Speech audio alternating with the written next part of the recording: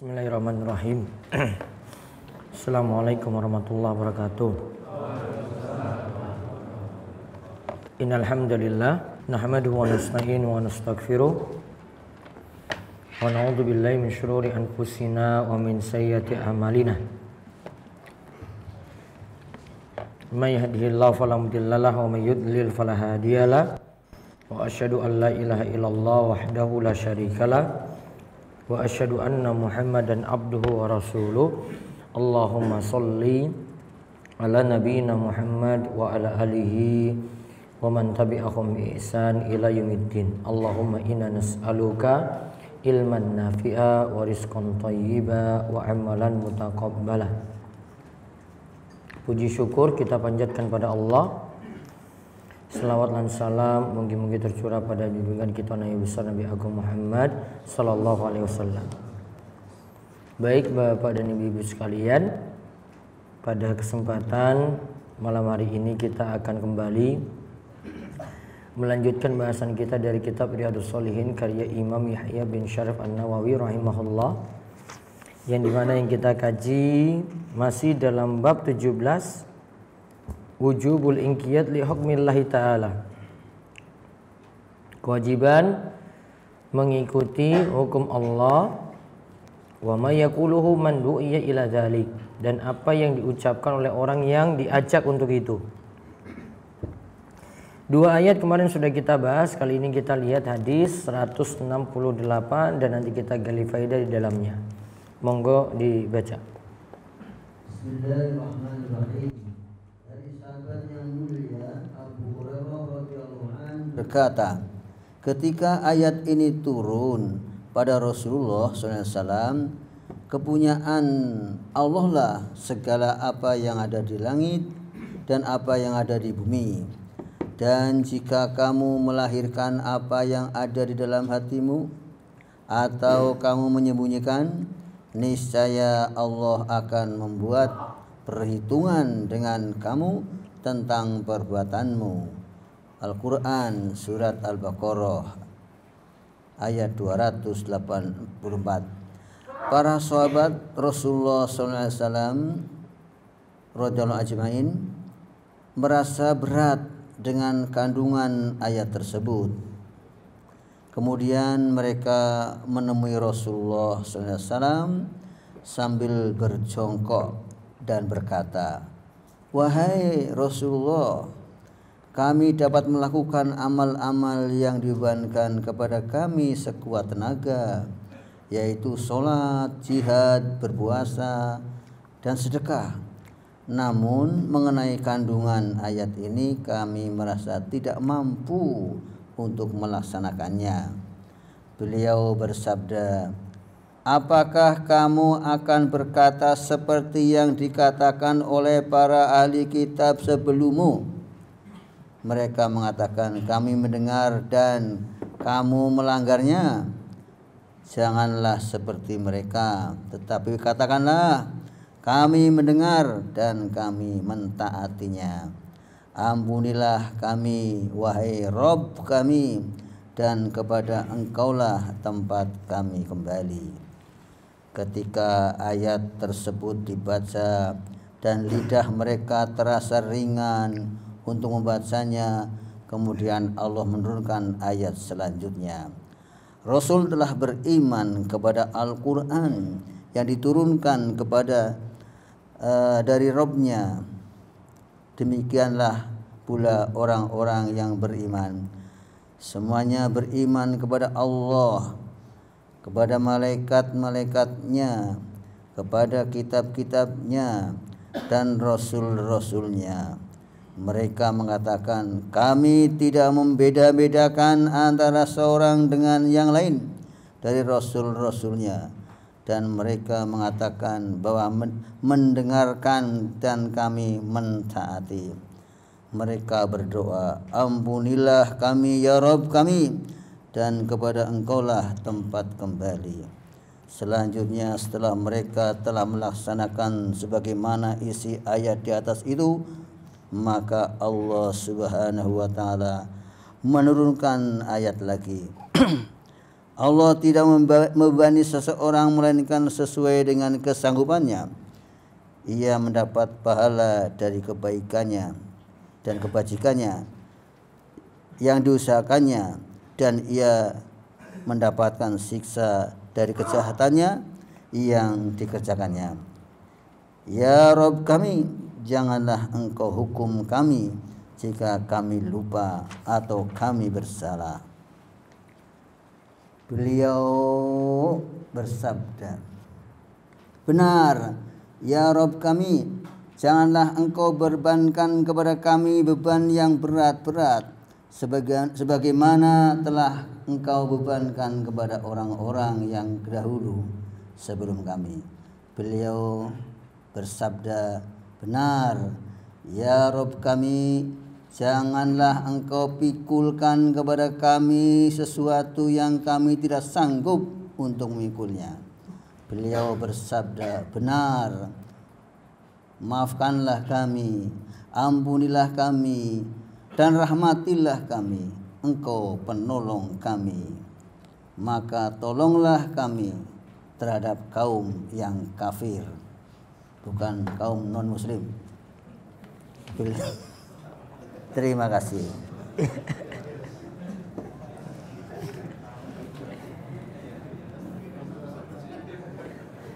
Keluar dari teks tadi.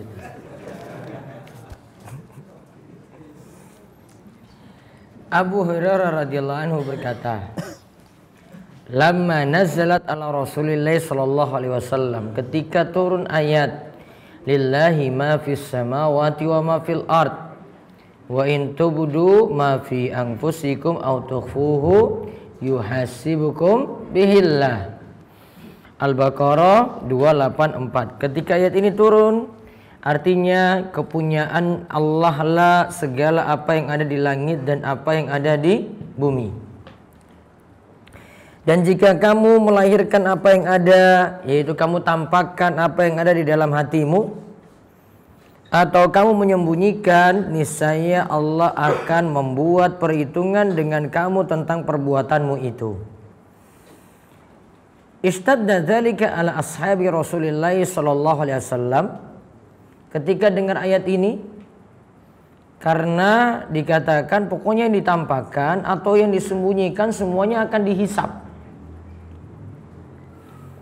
Semuanya akan dihisap, yang nampak, yang ditampakkan maupun yang tersembunyi dihisap nantinya.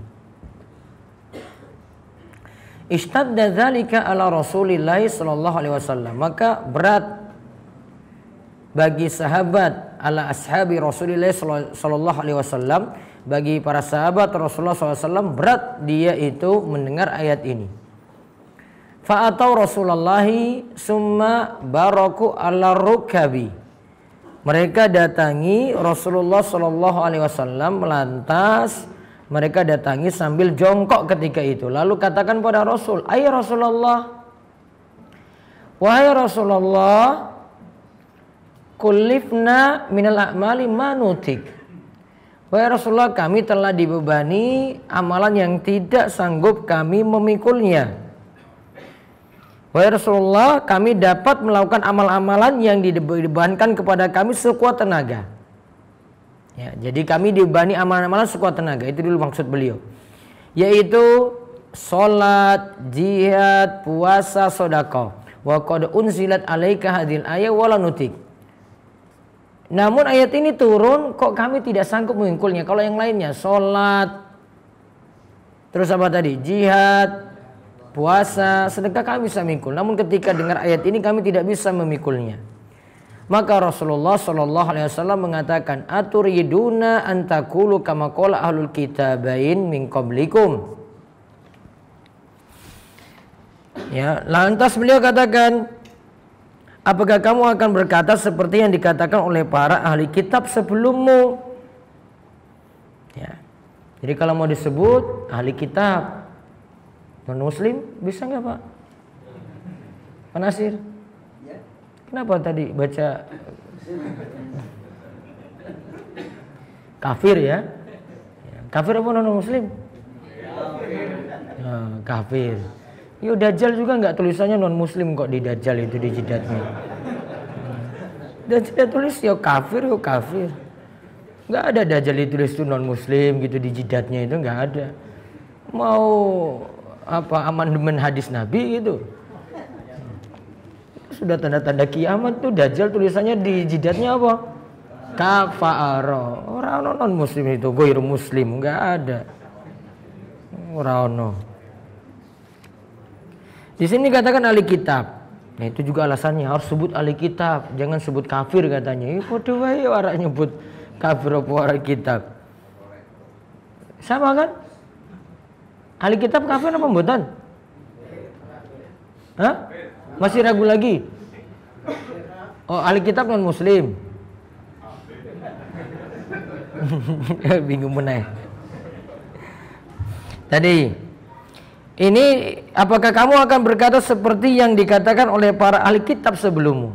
Yaitu apa? Mereka mengatakan sami'na wa ata'na ghufranaka rabbana wa ilaikal masir. Di sini dikatakan oleh ahli kitab dulu ya. Ahli kitab itu katakan sami'na wa asaina. Kami dengar dan namun kami durhaka. Maka ketika itu disebutkan katakanlah sami'na wa ata'na ghufranaka rabbana wa ilaikal masir.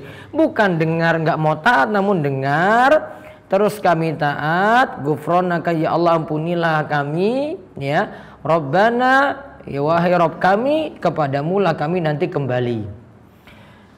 Falamma qtara'aha al-qaumu, ketika ayat tersebut dibaca dan lidah mereka itu terasa ringan untuk membacanya, kemudian Allah menurunkan ayat selanjutnya.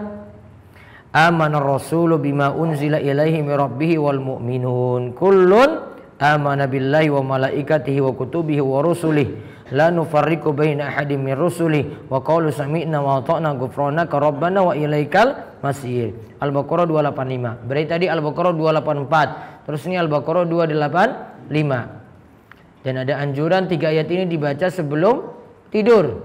Ya, Al-Baqarah 284, 285, 286. 3 ayat terakhir dari surat Al-Baqarah dianjurkan dibaca sebelum tidur. Bangun tidur apa sebelum tidur? Sebelum tidur.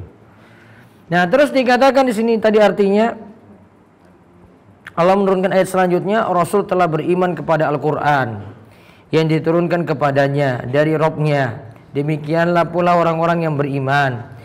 Semuanya beriman kepada Allah, malaikat-malaikatnya, kitab-kitabnya dan rasul-rasulnya. Mereka mengatakan, kami tidak membeda-bedakan antara seorang dengan yang lain dari rasul-rasulnya. Dan mereka mengatakan, kami mendengarkan dan kami menaati. Mereka berdoa, ampunilah kami ya Rabb kami, dan kepadamulah nantinya kami semua akan kembali. Ketika mereka melaksanakan isi ayat tadi, maka Allah turunkan lagi, la yukallifullahu nafsan illa wus'aha laha ma kasabat wa 'alaiha maktasabat rabbana la tu'akhidna in nasina aw akhtana.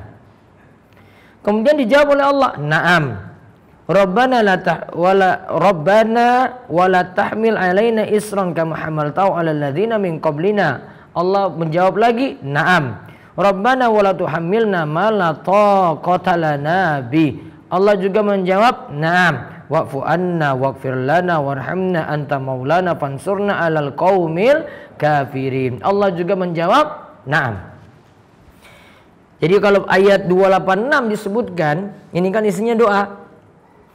Pada kalimat la tu'akhidna in nasina aw akhtana. Ya Allah, janganlah kami itu dihukum ketika kami itu lupa atau kami keliru. Doanya dikabulkan, dijawab na'am. Benar. Kemudian dilanjutkan lagi, Rabbana wala tahmil alaina isran kama hamaltahu 'alal ladzina min qablina. Lantas diminta lagi dalam doa, ya Rabb kami, janganlah engkau bebankan kepada kami beban yang berat sebagaimana yang telah engkau bebankan kepada orang-orang yang terdahulu sebelum kami. Allah menjawab apa tadi? Ya, tadi dijawab, Nabi SAW katakan, ya ini bukan Allah menjawab, namun di sini katakan beliau bersabda, na'am. Kemudian Rabbana wala tuhammilna ma la taqata lana bi. Dijawab lagi, na'am. Iya benar. Ya Allah, Rabb kami, janganlah engkau pikulkan kepada kami sesuatu yang kami tidak sanggup untuk memikulnya. Lalu terakhir, wa'fu anna, ya Allah maafkanlah kami. Waghfir lana, ya Allah ampunilah dosa-dosa kami. Warhamna, kasihanilah kami. Anta maulana, engkaulah itu penolong kami. Fansurna alal qaumil kafirin, tolonglah kami untuk melawan orang-orang kafir. Dijawab lagi, na'am, benar. Hadis riwayat Muslim. Sekarang faedah dari hadis.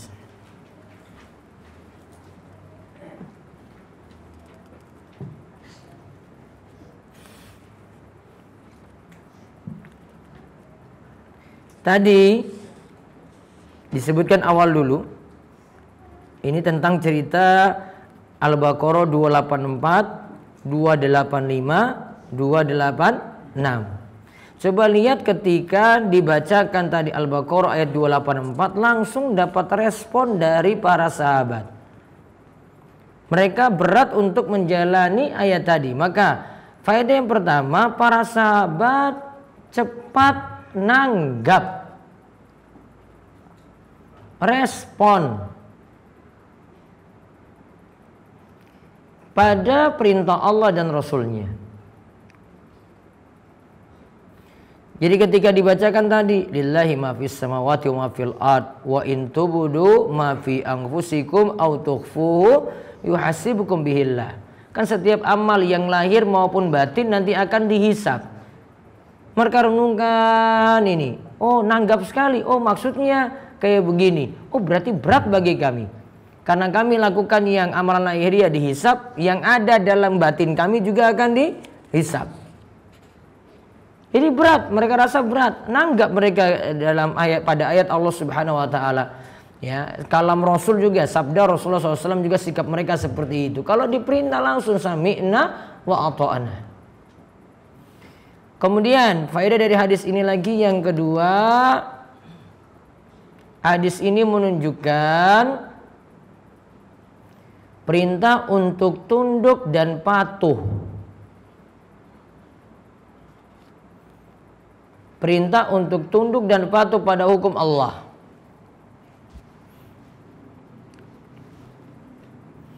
Pokoknya terima dulu. Ya, terima dulu, kita patuhi dulu. Nanti kalau memang kita tidak sanggup, nanti syariat kita memberikan kemudahan lagi. Yang penting mau nerima dulu. Oh, saya mau terima sholat. Oh, sholat nanti kamu dalam keadaan sakit gimana? Nah, itu nanti baru datang keringanan. Namun yang jelas diperintah untuk sholat.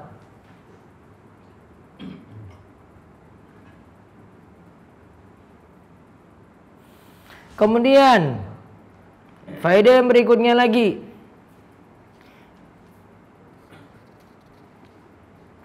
para sahabat awalnya berkeyakinan bahwa mereka akan diberi hukuman,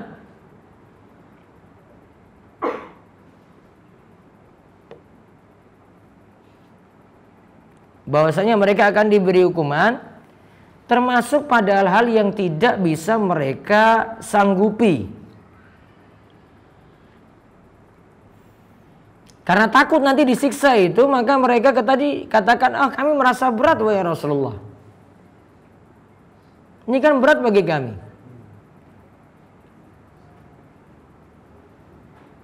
Jadi para sahabat itu awalnya mereka yakini, pokoknya perkara yang mereka tidak sanggupi, itu nanti akan kena hukuman.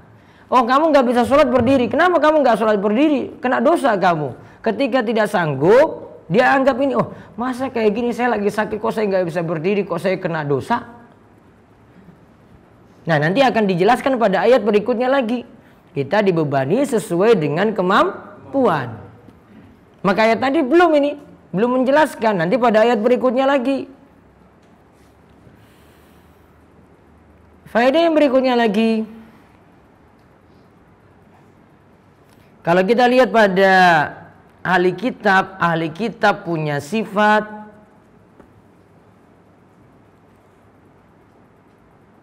dengar namun tidak mau taat. dengar namun tidak mau taat. Kalau orang beriman punya sifat apa? Dengar dan taat. Kalau tadi ahli kitab sami'na wa asaina. Kalau orang beriman sami'na wa ata'na. Satu itu tidak mau memenuhi perintah, cuma tahu saja. Yang satu dia dengar kemudian taat. Itu sifat orang beriman itu. Jadi tidak banyak protes. Pokoknya syariat datang diterima dulu. Ya. Syariat itu bawa hukum-hukum A, B, C, pokoknya diterima dulu. Ada hukum halal diterima. Ada hukum haram diterima. Ada yang syariat katakan ini mudarat, setiap mudarat itu ditinggalkan, dijauhi, diterima. Khamar memabukkan, mudaratnya lebih banyak daripada manfaatnya. Ya sudah, itu menghangatkan badan saja, namun mudaratnya lebih banyak. Oh berarti ditinggalkan. Jadi berarti lagi diterima ini. Segala sesuatu juga yang bisa membunuh, buat kita jatuh sakit, ya dihindari pula.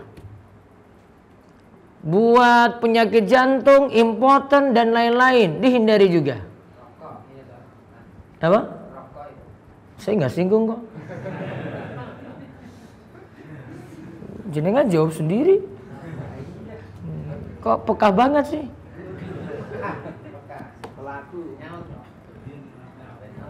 Ya yang tadi jantung, apalagi impoten, iya kan? Apalagi membunuhmu. Nah janin, ya dah. Ya paling buta huruf ya kita usnusun aja lagi. Dia buta huruf paling. Iya orang sekolah paling orang iso maca.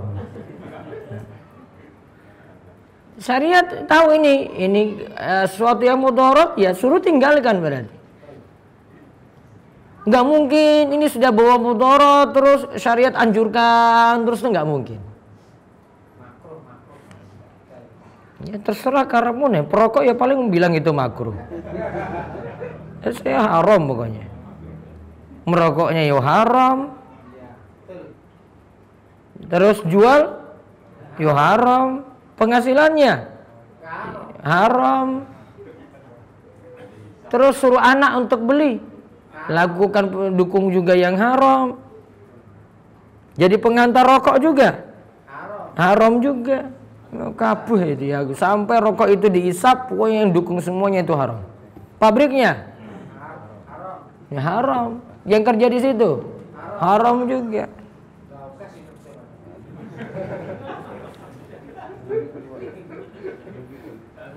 Enggak saya singgung, pancing-pancing ini. Terus faedah berikutnya lagi, ayat 284 itu dihapus dengan ayat selanjutnya. Ayat 284 dari Al-Baqarah dihapus dengan ayat 286 dari Al-Baqarah. Tadi kan dikatakan semua nanti kan akan dihisab. Namun pada ayat ke-286 kan dikatakan la yukallifullahu nafsan illa wus'aha. Berarti yang dihisab yang kita sanggupi saja. Ya.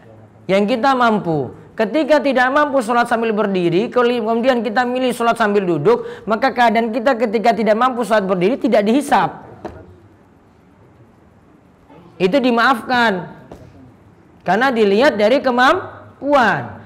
Nah sahabat kan cuma baca tadi awalnya dengar ayat 284, enggak dengar ayat 286. Berarti kalau dengar ayat 286 dia jadi paham. Oh ayat sebelumnya ini belum jelas, dijelaskan lagi pada ayat 286. Atau kita katakan ayat 286 tadi menghapus ayat 284. Walaupun ayatnya masih ada. Cuma harus dibaca lengkap. Sehingga demikian dalam Al-Quran itu nggak bisa kita baca sepotong-sepotong. Contoh misalnya dalam ayat disebutkan la taqrabus sholata wa antum sukara. Janganlah engkau dekati sholat sedangkan engkau dalam keadaan mabuk. Berarti pemahamannya, kalau tidak sholat boleh mabuk. Paham ini? La taqrabus sholata, jangan dekati sholat ketika engkau dalam keadaan mabuk. Berarti kesimpulannya apa? Kalau tidak sholat boleh mabuk. Namun kalau mau sholat nggak boleh sampai mabuk. Ternyata ayat ini nantinya dihapus dengan ayat innamal khamru wal maisiru wal ansabu wal azlamu rijsun min amali syaitan fastanibuhu la'allakum tuflihun. Sesungguhnya khamr itu dan maisir dan patung-patung, azlam, main dengan anak panah untuk menentukan sial atau tidak, rijsun, kotor, jauhilah agar engkau menjadi orang-orang yang beruntung di dunia dan akhirat.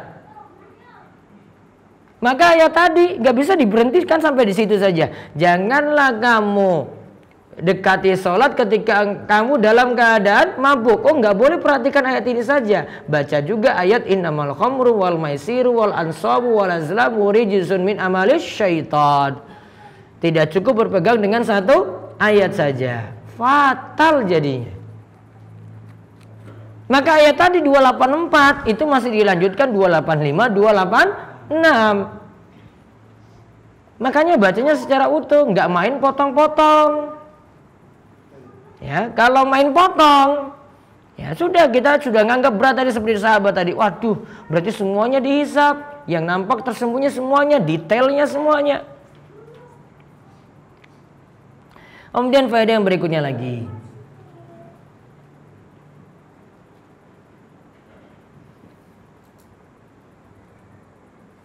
Ayat ini yaitu Al-Baqarah 285 menunjukkan perintah beriman kepada. Kita diperintahkan beriman kepada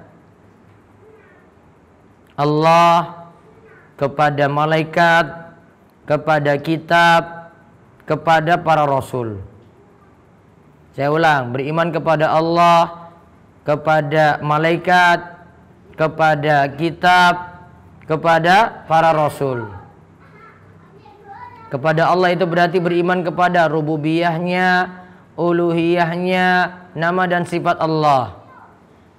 Kepada malaikat berarti kita imani malaikat itu ada, malaikat makhluk gaib, malaikat memiliki nama-nama, ada yang tidak memiliki nama namun setiap malaikat memiliki tugas.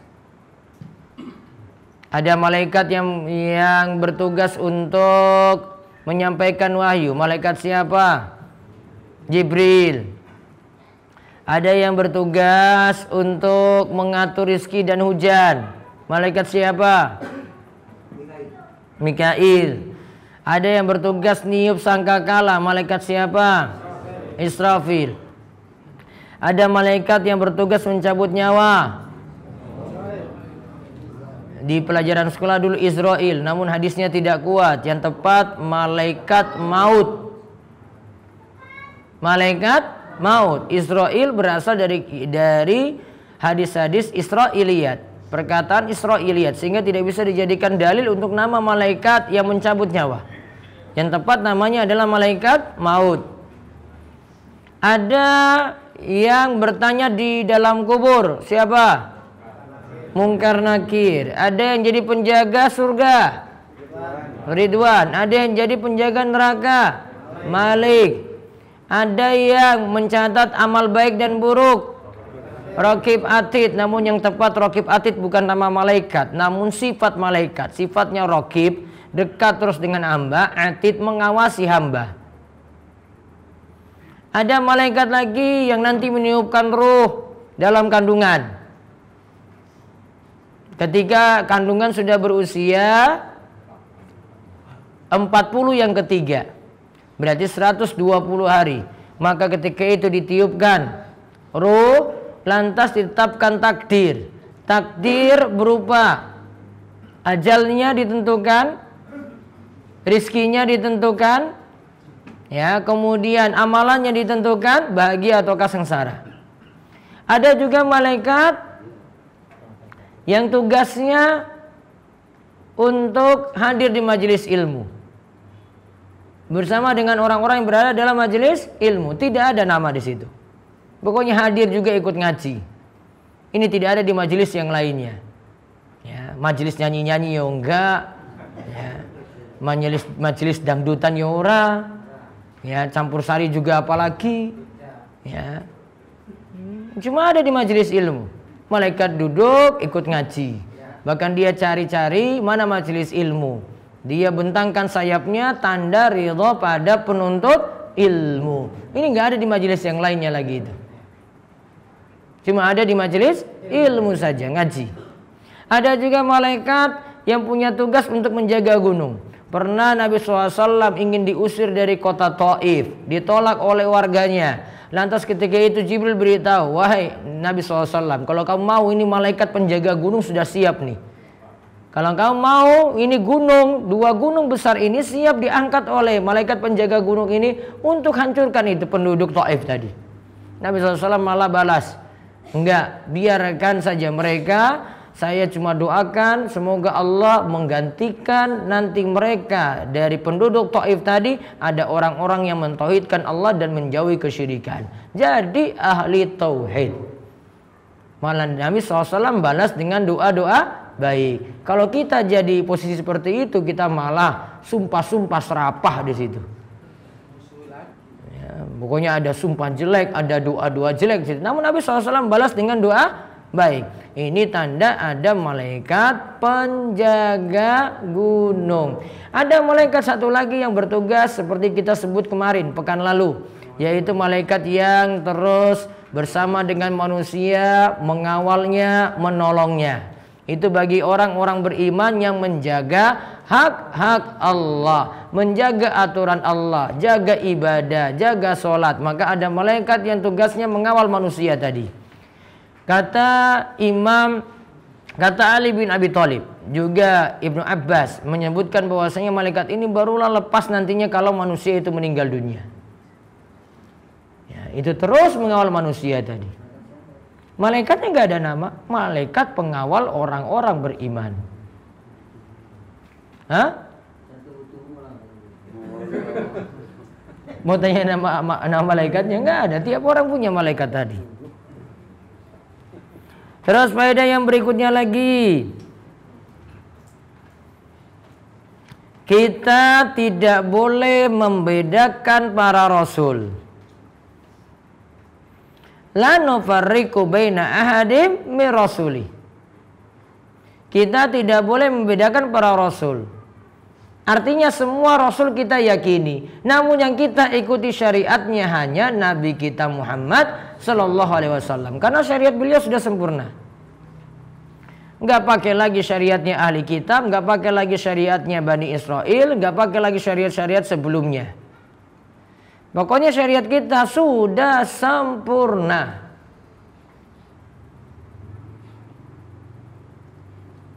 Kemudian faedah yang berikutnya lagi pada kalimat la yukallifullahu nafsan illa wus'aha.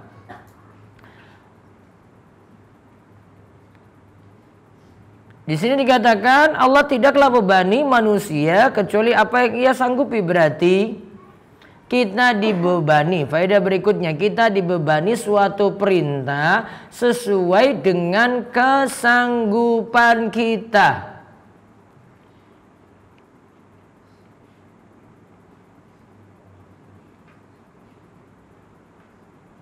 Ya, sesuai dengan kesanggupan kita. Ini ingat kaitannya dengan perintah ya. Kalau perintah itu kaitannya dengan kesanggupan. Sholat lihat kesanggupannya, bisa berdiri apa duduk. Puasa lihat kesanggupan, mampu nggak sehari penuh dia puasa. Kalau tidak mampu lagi karena sudah sepuh berarti ganti fidyah. Itu namanya lihat kesanggupan. Zakat, oh kamu mampu nggak secara nisab dilihat, haul dilihat. Kalau nggak mampu berarti nggak bayar zakat. Bahkan kalau dia masuk kriteria fakir, miskin, gharib dan seterusnya, malah dia nanti dapat zakat. Jadi dilihat dari kesanggupan. Sedangkan kalau larangan itu langsung ditinggalkan secara total, tidak melihat dari kesanggupan. Orang tinggalkan khamar itu langsung tinggalkan total, enggak tinggalkannya nyicil. Ya, coba kalau tinggalkannya itu pelan-pelan, tetap minum enggak? Tetap minum. Sama juga dengan rokok. Rokok itu ditinggalkannya total. Bukan tinggalkannya, Ustadz saya cuma ngerokok malam saja, pagi enggak, siang enggak. Ya boleh jadi duitmu ada pas malam saja. Tinggalkan total. Bukan tinggalkan nanti waktu tertentu. Oh, Ustadz saya merokoknya nanti pas bareng-bareng teman saja, kalau di rumah saya enggak ngerokok. Ya sama saja.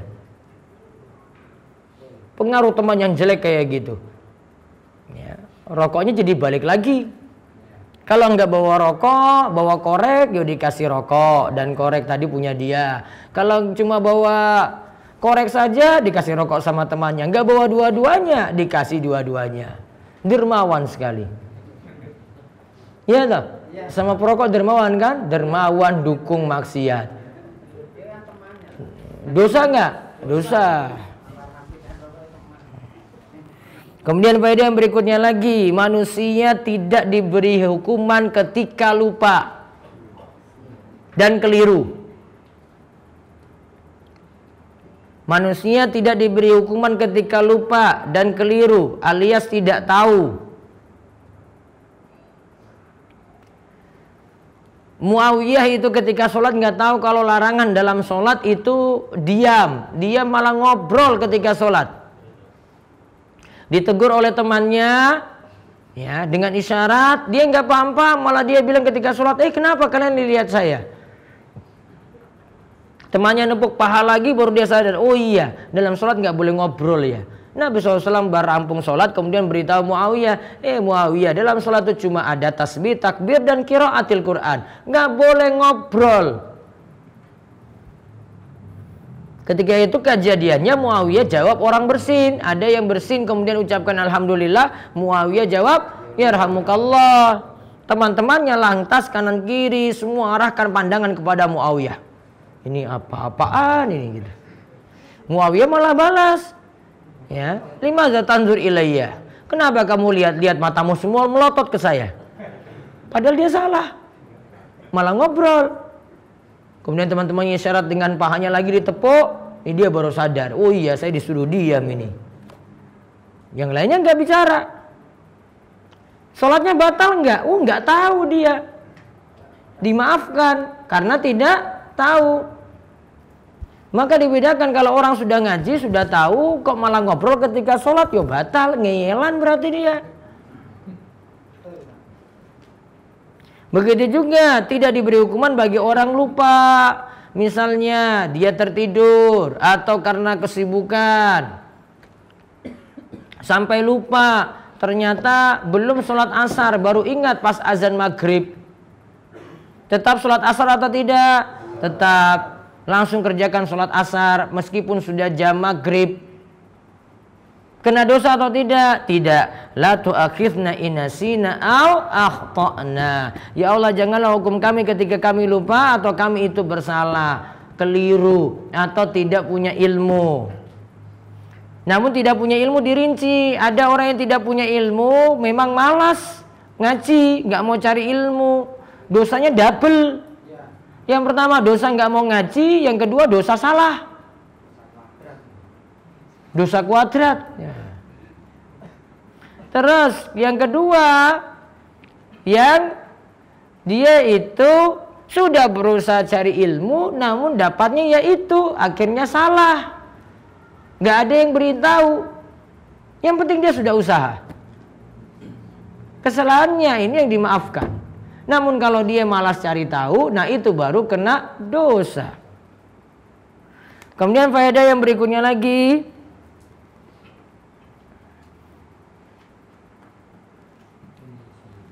ini pada kalimat ya, wa'fu anna waghfir lana warhamna anta maulana fansurna alal qaumil kafirin, yaitu kita diperintahkan meminta ampun kepada Allah.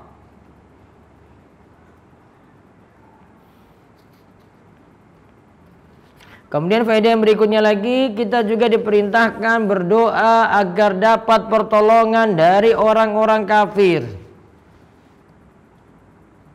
Ya. Kita juga diperintahkan agar dapat pertolongan dari orang-orang kafir. Non muslim. Itu, Pak. Kafir pokoknya ya. Kafir. Tegas saja. Kan keyakinan kita, mau diubah gimana coba? Hah? Mau diubah? Hah? Nggak bisa. Kayak gitu aja. Tegas-tegas aja. Situ kesinggung ya, memang situ mungkin merasa kafir jadi kesinggung gitu. Ya, ngapain peduli orang? Lagi baca ayat kok. Fansurna alal qaumil kafirin. Dia mau protes gimana coba? Tetap kafir kan. Sudah dari sononya kok. Sebelum Indonesia ada saja sudah ada ini. Iya, nggak boleh.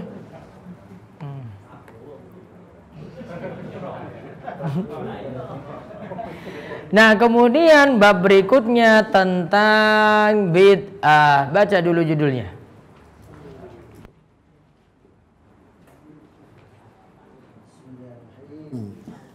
Mic-nya, mic.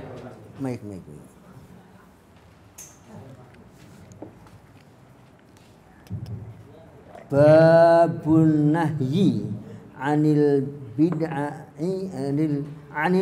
bid'ai wa muhdatsatil umuri. Bab larangan terhadap berbagai bid'ah dan perkara yang diada-adakan. Bab ini, saudara-saudara, menjelaskan larangan untuk mengikuti bid'ah. Nah, sekarang kita lihat dulu bab ini tentang larangan berbuat bid'ah. Sekarang mau ubah kalimat bid'ah pakai apa lagi coba? Hah? Non sunnah gitu. Malah enggak ini kan, bid'ah aja. Iya kan?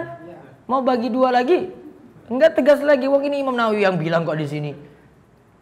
Imam Nawawi bilang apa di sini? Nahi anil bid'ah. Berarti kan semuanya kan? Umum berarti. Bid'ah hasanah maupun bid'ah sayyi'ah. Ya kan? Dan kalau yang ada yang enggak senang dengar kata bid'ah, suruh buka Riyadhus Shalihin. Itu imammu sendiri itu dalam mazhab Syafi'i. Kok kamu kok sewot banget kalau dengar ada orang yang bilang bid'ah gitu. Ini ada di sini, coba lihat. Baca di bab 18, suruh buka. Ya kan jelas enggak di sini Imam Nawawi bilang apa coba? Larangan berbuat bid'ah. Apa tadi Imam Nawawi ubah kalimat ini? Enggak kan? Enggak. Kalau kesinggung ya memang salah dia. Ya wes. Alhamdulillah kesinggung.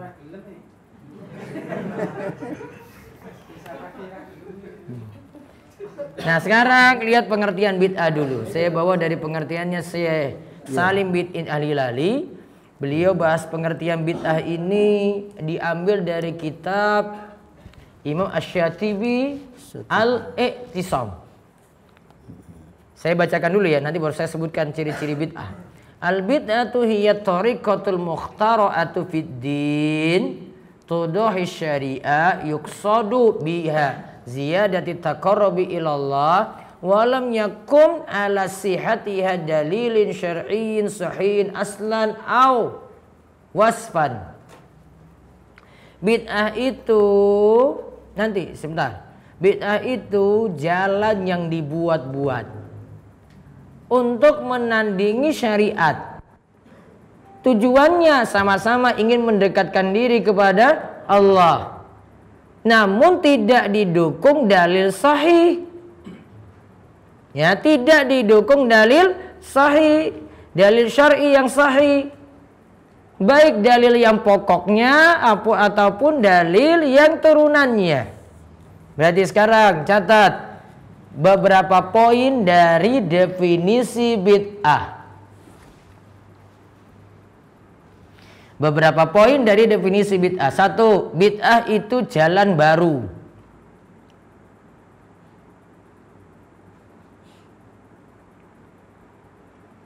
Beberapa poin dalam definisi bid'ah. 1. Bid'ah itu jalan baru. 2. bid'ah yang tercela itu dalam agama.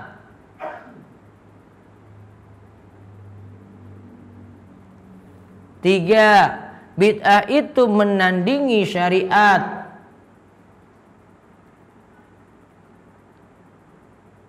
Empat,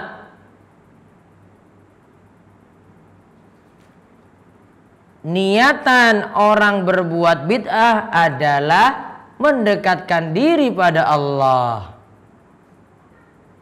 Iya kan? Nggak mungkin nggak mendekatkan diri. Niatannya adalah mendekatkan diri pada Allah.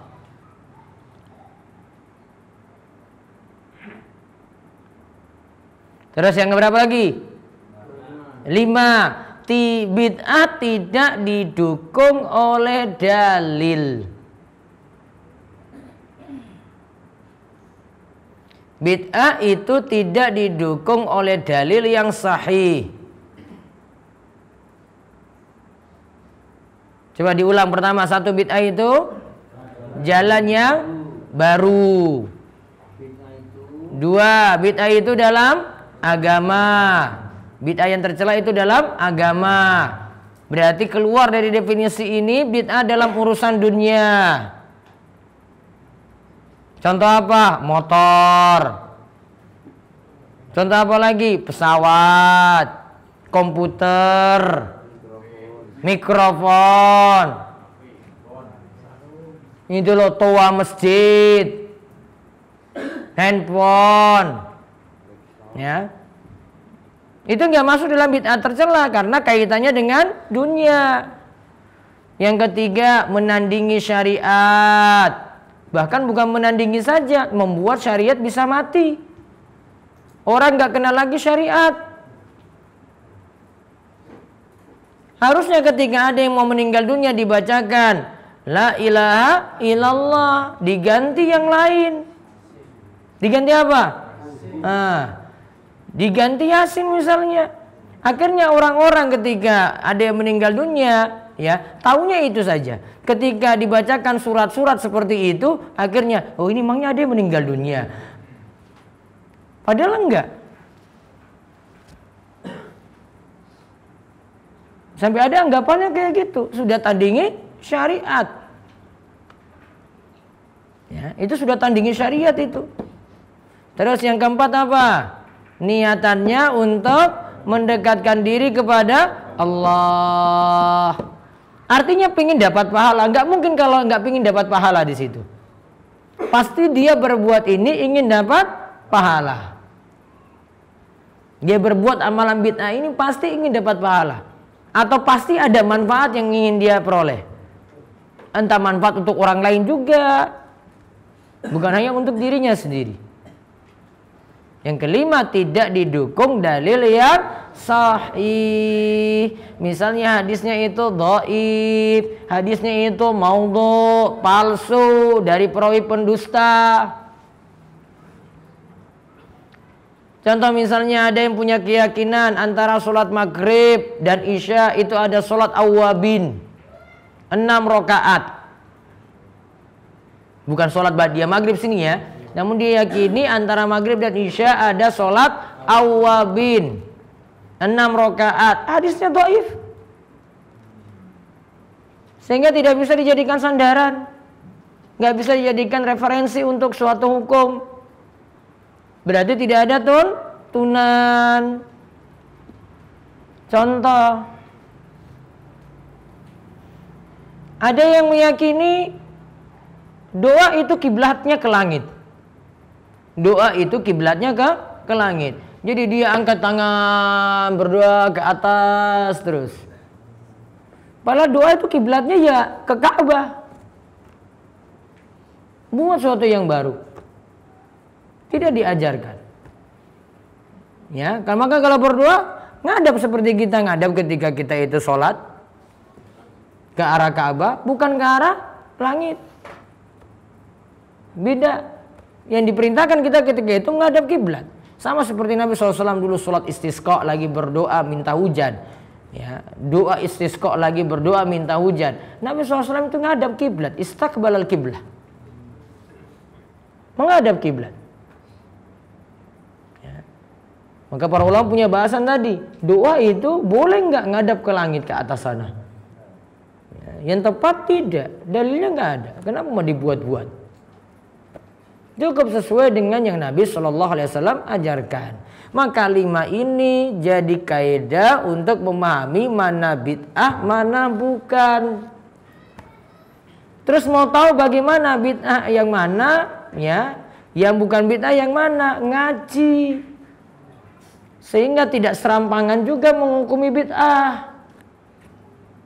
Karena barangkali ada yang membid'ahkan sesuatu ternyata tidak. Contoh misalnya sebagian orang membid'ahkan tentang sajadah. Sajadah itu bid'ah. Padahal Nabi SAW pernah suruh Aisyah ngambil di masjid khumrah. Khumrah itu apa? Rasulullah SAW punya tikar. Tikar ini dipakai untuk sajadah khusus untuk kepala saja. Berarti sama seperti sejadah kita yang kecil kan? Iya toh? Sejadah kan ada yang kecil, yang itu cuma untuk kepala saja kan? Ada kan? Ada. Berarti boleh seperti itu. Ngapain Nabi SAW suruh Aisyah itu ngambil di masjid coba? Khumrah. Khumrah itu tikar yang dipakai untuk ya alas untuk kepala saja ketika sujud. Itu saya sudah jadi dalil. Namun ketika itu Aisyah itu jawab, wah ya Rasulullah saya sedang haid. Rasulullah SAW nimpali lagi. Haidmu itu bukan kamu yang ngatur. Sana ambil sejadah di masjid. Dan kebetulan rumah Aisyah dengan masjid itu dekatan, jendela saja bisa ya. Dari jendelanya rumah itu bisa langsung ke masjid ya. Nabi SAW bisa disisir rambutnya dari rumah. Berarti dekat sekali antara rumah dengan masjid. Ini jadi dalil bahwa seorang wanita yang sedang haid boleh masuk masjid. Tidak terlarang. Dan tidak ada dalil tegas yang menunjukkan larangan. Maka wanita haid boleh masuk masjid dengan 2 syarat. 1, jika ada hajat. 2, ketika tidak mengotori masjid. Ada hajat boleh. Yang kedua, jika tidak mengotori masjid. Sekarang wanita aman-aman saja. Hajat enggak? Misalnya mau butuh untuk ikuti pengajian, boleh. Walaupun jumhur ulama katakan tidak dibolehkan. Namun pendapat yang tepat boleh seperti hadis tadi yang saya ceritakan. Wallahu a'lam bishawab. Nanti tentang bid'ah lagi pekan depan insya Allah. Ada pertanyaan?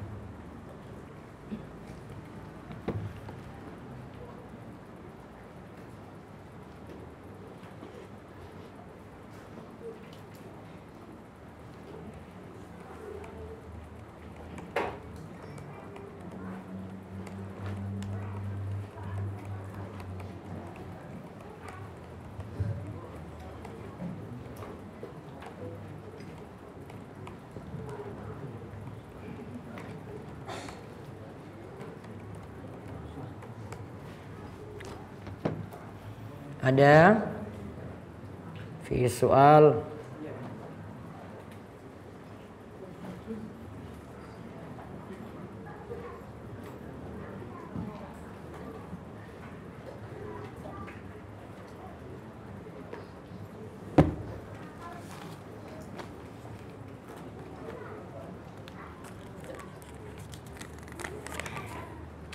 Apakah menceritakan musibah yang dialami ke orang lain, orang yang berilmu dengan maksud mencari solusi dan agar mendapat nasihat takwa termasuk dari bentuk ketidaksabaran dalam menerima takdir Allah? Tidak juga.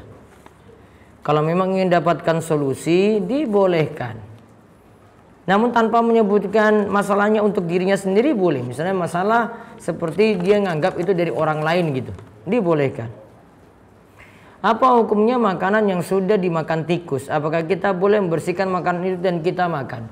Cukup bersihkan bagian yang dia makan, yang tikus tadi makan, maka yang sisanya yang tidak dimakan boleh kita nikmati ketika itu. Wallahu a'lam. Ada yang tanya langsung? Waalaikumsalam warahmatullahi wabarakatuh.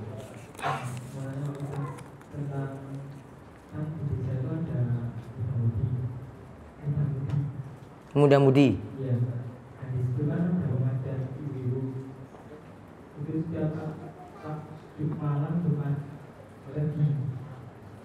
itu kan di situ kan membaca di kolam.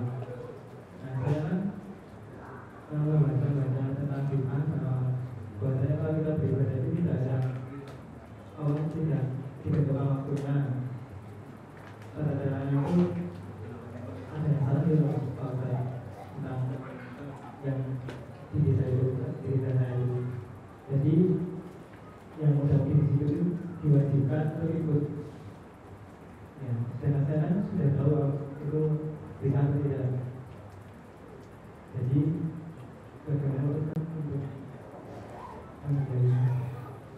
sekarang antum jadi tokoh apa cuma jadi pendukung saja, penyemangat? Oh, ya berarti cuma orang biasa, agak sulit. Saya mau jawab nggak boleh, nanti jenengan kena hukum sosial. Saya memberikan jawaban untuk orang kota beda dengan orang desa. Orang desa kondisinya beda. Kalau orang kota cuek aja, dia nggak datang, terserah dia dong.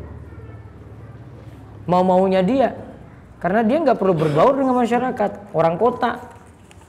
Sedangkan jenengan hidup di desa nggak bisa kayak gitu, kecuali bisa beri keterangan langsung. Saya nggak mau ikut. Saya punya prinsip kayak begini. Namun hukum sosial ada. Ya berarti siap-siap terima hukum sosial. Gitu. Ada yang diamkan, ada yang rasani, ada yang cuekin, ada yang nggak membantu kita. Macam-macam hukuman sosial tadi. Sehingga jawabannya saya nggak akan berikan sama untuk orang kota yang tanya dan orang desa yang tanya. Orang Bantul dengan orang Jogja kalau nanya kayak gini, jawabannya beda. Diperhatikan, karena nggak bisa dihukumi sama ini. Posisi jenengan itu apa? Kalau memang posisinya cuma bantu-bantu saja, nggak bantu langsung untuk acara inti. Ya, berarti nggak ikut baca, cuma setor muka, namun nggak mau amalkan, gitu. Beda kalau jenengan di kota cuma di perumahan apalagi, dia cuek dengan kanan kiri, enak. Kalau di desa nggak bisa, ya kan? Harus guyup, harus gotong royong, bantu, kayak gitu. Paham? Baik, ada lagi.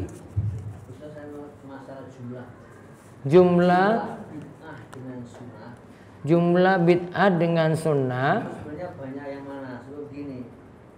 Banyak yang bid'ah apa yang sunnah? Karena banyak yang mengatakan sedikit bid'ah. Karena ada yang mengatakan sedikit-sedikit bid'ah.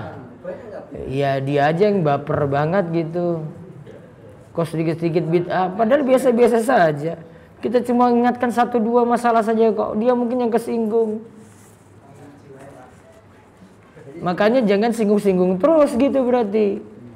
Atau bahasanya diperhalus. Iya, kan bisa diubah sebenarnya. Ini kan bukan kayak kafir non muslim tadi. Bilang aja ini tidak ada dalilnya. Kan selesai. Ini tidak ada tuntunannya. Kan selesai, sudah paham. Ini tidak diajarkan oleh Kanjeng Nabi. Sudah. Iya kan? Selesai itu. Ini bukan masalah tadi non muslim kafir tadi. Kafir yo kafir. Kalau ini kan masih bisa diubah kalimatnya. Gitu. Untuk memudahkan nasihat masuk aja. Jadi bid'ah itu hanya ada pada agama. Bid'ah itu cuma ada dalam agama. Sudah. Ustadz, saya mendapat pesan hadis, ketika saya tanya dalilnya dia bilang dikit-dikit dalil. Nah, itu sama tadi itu dengan Pak Nasir itu. Bagaimana cara menyikapi orang seperti ini? Minta saran agar bisa istiqomah menghadapi seperti ini. Kalau dia itu sampaikan sesuatu, ya, atau gini, jenengan dengar ceramah, mungkin penyampaian kita nggak tepat, minta dalil di tengah-tengah gitu. Atau dia lagi ceramah, kita minta dalil ketika itu, belum tentu bisa sampaikan. Atau ketika dalam pesan singkat kita minta dalil panjang-panjang, juga nggak tepat. Coba nanti perhatikan kondisi saja. Yang jelas gini, kalau ada suatu pesan di WA, di SMS, di media sosial gitu, kita tidak tahu sumbernya dari mana, ya sudah tahan dulu. Tanya pada orang berilmu yang nanti paham tentang itu. Ya, kalau sudah ada kejelasan baru nanti bisa diamalkan itu. Kalau tidak ada ya sudah enggak diamalkan. Wallahu a'lam. Bagaimana hukumnya saat saudara saya minta saya ikut membantu menyajikan makanan untuk acara yang tidak ada tuntunannya? Dibantu enggak? Cuma ini aja mati. Ada yang main ini.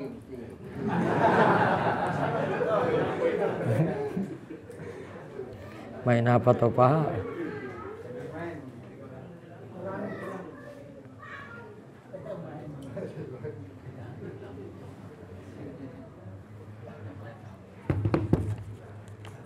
Jadi seperti itu. Terus bagaimana kita yakin bahwa dia adalah jodoh kita dan adakah ciri-cirinya Ustaz? Kita lagi bahas bid'ah yang keras-keras, kok ini bahas jodoh lagi di sini. Saya nggak singgung-singgung cinta-cintaan tadi di sini ya. Ini anak-anaknya ini nom-nom gitu. Bagaimana hukumnya bila kita mendoakan seorang yang kita cintai Ustaz? Kalau belum jadi milikmu ya nggak usah. Kalau berharap dia ya minta pada Allah, ya Allah berikanlah saya jodoh yang terbaik. Nggak usah spesifikkan. Baiknya tidak, nanti daripada kecewa. Banyak kecewa lebih menyakitkan nantinya.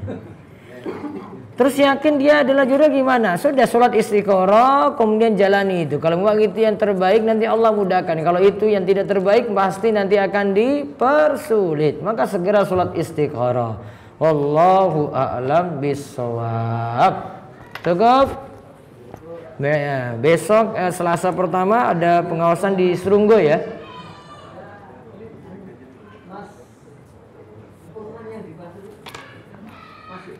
Iya, sebentar.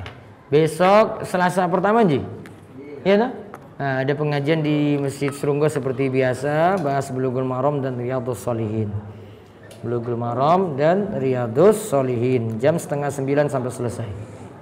Ada pengumuman lagi? Besok daurah. Iya toh? Kajian di Bantul tanggal 10, 9. Tanggal 10 jam